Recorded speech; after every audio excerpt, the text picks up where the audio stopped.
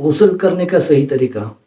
غسل میں 3 فرائض ہیں: منہ بھر کے کلی کرنا، ناک میں پانی ڈالنا، ناک میں اس طرح پانی ڈالا جائے کہ ناک کا جو نرم حصہ ہے یہ اندر سے اچھے سے تر ہو جائے، اور تیسرا فرض یہ ہے کہ پورے بدن پر اس طرح پانی ڈالا جائے کہ ایک بال برابر بھی کوئی جگہ سوکھی نہ رہے۔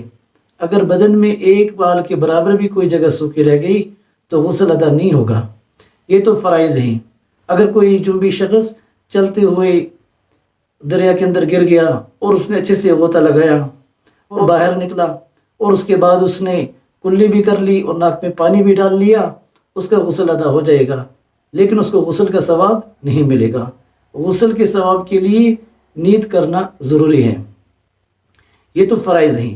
اب سنت طریقہ کیا ہے جو اللہ کے نبی صلی اللہ علیہ وسلم نے امت کو بتلایا ہے، صحابہ کرام رضی اللہ عنہ مجمعین کو اس کی تعلیم دی ہے کہ سنت طریقہ یہ ہے: سب سے پہلے بدن پر جو ناپاکی لگی ہو، نجاست لگی ہو، اس نجاست کو، ناپاکی کو دور کیا جائے، اچھے سے صاف کیا جائے۔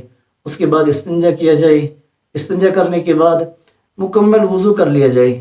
وضو کرنے کے بعد اپنے دائیں کندھے پہ پانی بہایا جائے، اور اس کے بعد بائیں کندھے پہ، اور اس کے بعد سر پہ، اور پورے بدن کو اچھے سے مل لیا جائے۔